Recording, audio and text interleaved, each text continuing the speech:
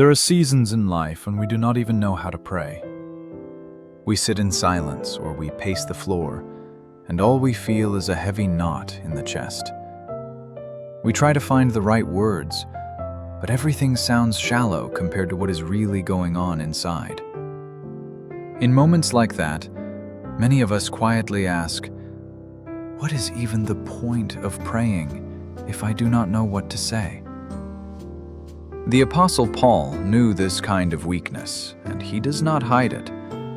In Romans 8, he writes that the Spirit helps us in our weakness, and then adds that we do not know what we ought to pray for.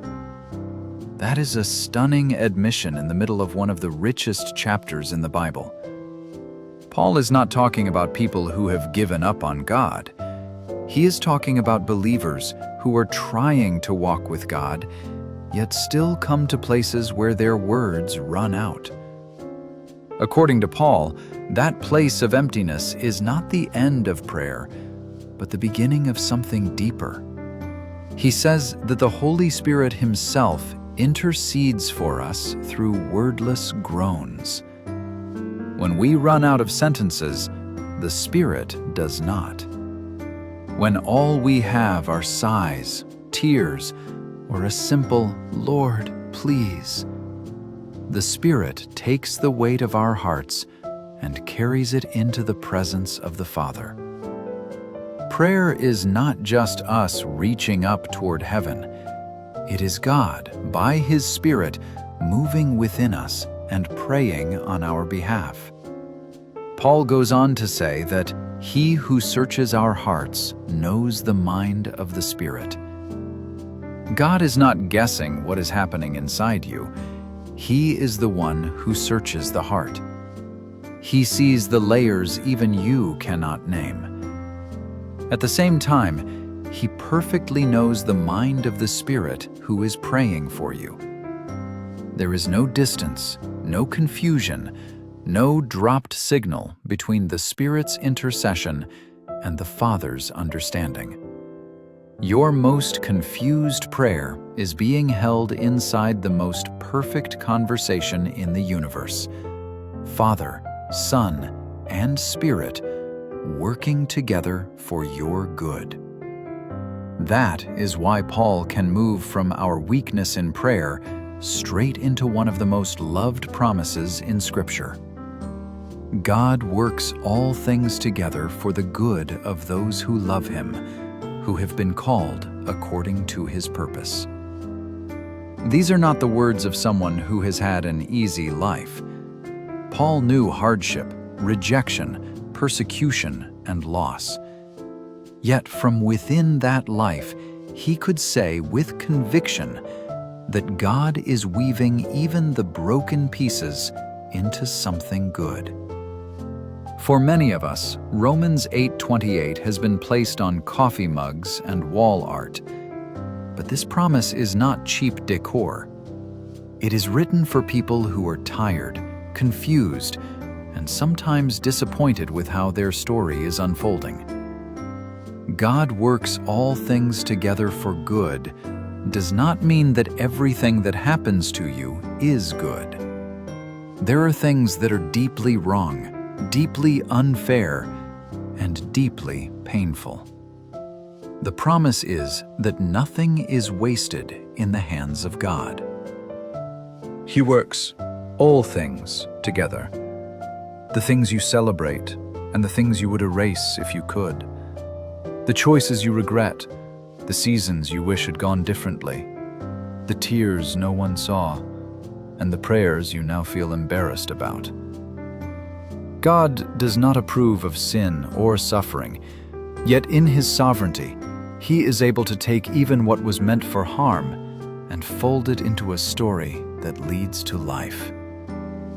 Notice, too, that this promise is not abstract, it is personal. Paul says it belongs to those who love Him, who have been called according to His purpose. If you are in Christ, that is you. You may feel weak, shaken, or unqualified, but you are loved and you are called.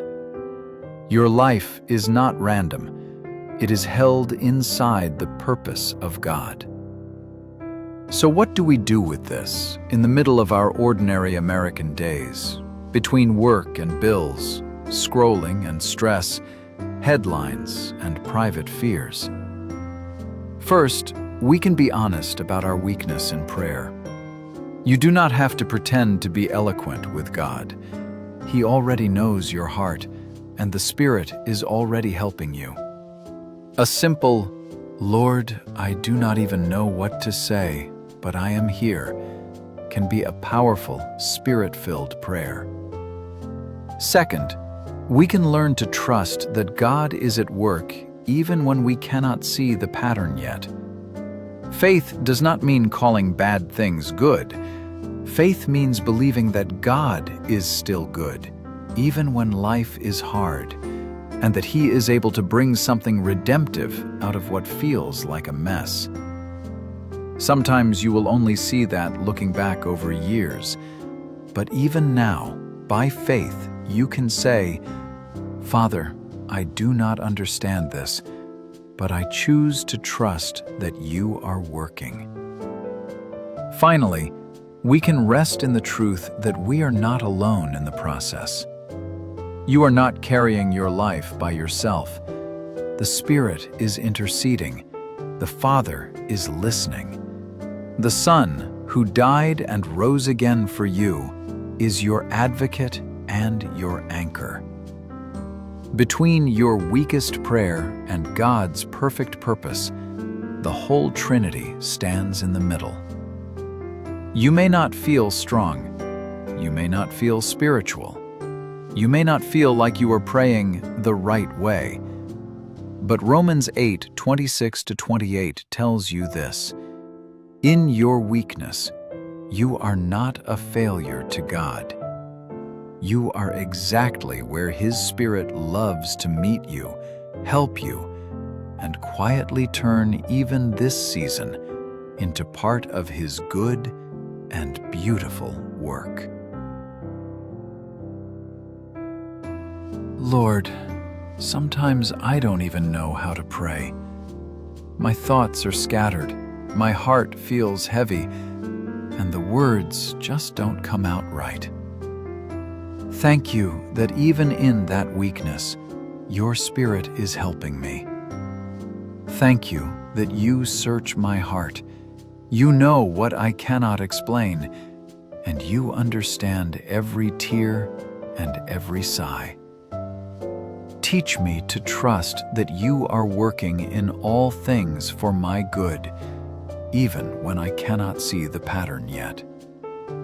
Help me not to call everything good, but to believe that you are always good, and that nothing in my life is wasted in your hands.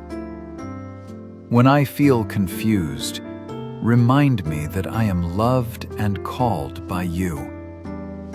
When I feel alone, remind me that the Spirit intercedes for me and that my life is held in your purpose. Take my weak prayers, my imperfect faith, and my broken story, and weave them into what brings you glory. I place my life again into your faithful hands. In Jesus' name, amen.